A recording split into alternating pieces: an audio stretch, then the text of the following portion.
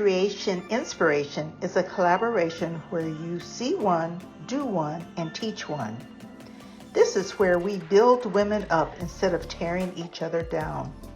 I love this idea because it is organized by women, Connie's Creative Creations, and 6 kids and a glue gun. Connie and Amanda are such kind and beautiful women. They have awesome channels and are willing to help when needed. Their channels are listed below, so be sure to subscribe, like, save, and comment. In addition, be sure to follow all of the other wonderful collaborators. The link to the playlist is listed below. So let's get started. I have 3 very simple DIYs that are modern and artsy. I was inspired by Tina at Cluttered Corkboard. She came close to the type of riser I was trying to depict. She made several risers, so mine is not exactly like hers, but mine has a modern spin on it. She made hers with a metal tray and some glass chess pieces. It was so cool. Her metal tray was so cute and she styled it beautifully. So check out her channel and subscribe. I had an old acrylic picture frame. It fell and it broke. And I tried to glue it together, but then it fell again and broke into more than one piece. So I was going to throw it away. I decided to keep it, and I am so glad that I did. The supplies needed include 1 acrylic picture frame and 4 acrylic beads. And you can use some window clings, or you can use paper butterflies and some E6000, and that's it. It's very simple but sweet. So like I said before, I was going to toss the frame because the stand had broken off and I thought it was useless until I found it had 4 tiny magnets embedded in the acrylic picture frame on the 4 corners. I was able to scrape off what was left of the stand and remove the remnants of the plastic. Now once that was done, I cleaned it off and it looks pretty good. So I looked in my bead stash and I had 4 acrylic beads that were fairly nice size. You know, it was enough to raise it off of your counter. And I glued the beads on with E6000 to the 4 corners on the opposite side. And since it was magnetized, I could put butterflies, leaves, window clings, and other interesting things that were flat to change it up for the seasons. It can be used in any room of your home, and I put it in my bathroom and put a candle on top, and it looks great. It has a modern flair to it. Next, I am going to make a DIY metal pumpkin. Now, I saw Summer Hammonds at Hammond's Nest make a wire pumpkin out of Hobby Lobby wire ribbon aired about a year ago. She did a fantastic job on her pumpkin. So I will try to recreate it with a different twist. She does excellent work, so stop by her channel, subscribe, and see what she's making. So the supplies needed include some metal ribbon, and she got hers from Hobby Lobby, but I got mine from the Dollar Tree when it was $1. Got a metal candle top. You know how candles come with tops to them? So I took that off an old candle. You need hot glue, knob, candle, wire, and a tea light holder. And I will talk about that in a little bit. Now, pumpkins come in all shapes, sizes, and colors. I like different style and unusual materials used to make pumpkins. I sprayed the candle top silver and then determined how large I wanted the pumpkin shape. I made 1 loop from one side to the other and hot glued it to the candle top. That's the metal part. You can also use E6000. It will just take a little bit longer to dry, so you may want to use hot glue with that. Then I started hot gluing the metal ribbon on the opposite side to form the shape. Now, first time I glued the metal ribbon from 12 o'clock to 6 o'clock and then 9 o'clock to 3 o'clock. I did it that way. And then the spaces that were open, I filled in the wire ribbon, especially the spaces that were wide open.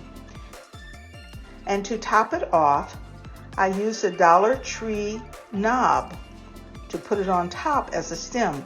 Now, these are hit and miss in your $1.25 tree, but I happened to find them when they first put them out, and I think it looks pretty good on top of the metal wire pumpkin. I also found a piece of wire in my stash, and I wrapped it around my finger a few times and hot glued it to the wire ribbon. It is really nice that the wire ribbon is bendable, so I could insert a tea light holder. Now, I made a cement holder, candle holder that is. I made a cement holder by pouring cement in a plastic cup. I just filled it maybe about an inch deep, and then I put the metal tea light handle in the middle to hold the shape. So once it is all dry, and then you're going to oil the cup so that when it's dry, it will just slide out. And I put that in the middle of the wire pumpkin, put a tea light in there, and I think it is so beautiful.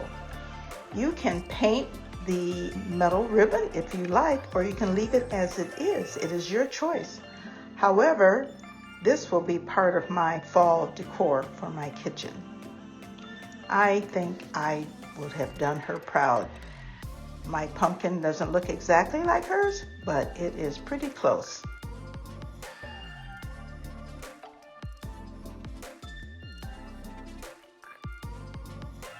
And last, I was inspired by Shizu's creation.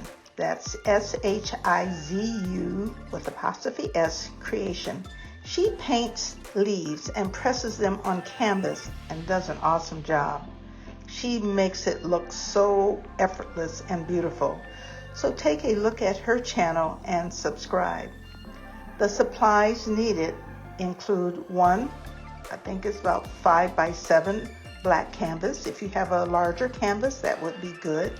I am thinking that I am going to do this again with some leaves. But I got my black canvas from Dollar Tree about a year ago when they had them. You're going to use various colors of acrylic paint. I use ivy green, palm leaf, sunset, lavender, diva pink, antique parchment / buttermilk also, that's the color, and sunset orange. And you can pick up some leaves from outside, and you'll need a paintbrush. So since I walk every day for exercise, I looked for leaves that were near perfect and gathered them for my artwork. It doesn't matter what kind of leaf, maple, oak, or elm, any type of leaf will work except for the poisonous ones, so don't try it with poison ivy, please. I started off with a leaf and painted it a couple of colors of green, and I patted it on the black canvas and then lifted it up and saw what a great pattern it was. I wiped the leaf clean and painted it pink, green, lavender, and parchment, and I laid it down just below the green leaf and patted it down to make sure that all of the colors saturated in the canvas. Then I took an oak leaf and painted it diva pink parchment with the little red too. That's the other color, a little bit of red. It was put on the side. I used half of the maple leaf and I put, I think it was some lavender on it and maybe a little bit of buttermilk or parchment. And I kind of messed up a little bit, but no problem. Since the paint is acrylic and it was wet, I just wiped it off and started over again. Put some sunset on it. That's the orange color. some pink and parchment and pressed it down. And when I lifted it up, it turned out pretty good. So if you mess up, you can just wipe your canvas off and start over again. Then right above the green maple leaf, I did the same to the oak leaf with some orange and a hint of pink. Then I pressed that in the middle of the leaves. I did the same using a hint of orange and parchment. Then it was all completed. Wow, I think I just painted an original. How about that? Well, family, that is all for today. And remember, please subscribe, like, save, and comment. And let me know what you would like to see me make in the future. So the thought for today is kindness is love made visible. See you later. Bye-bye.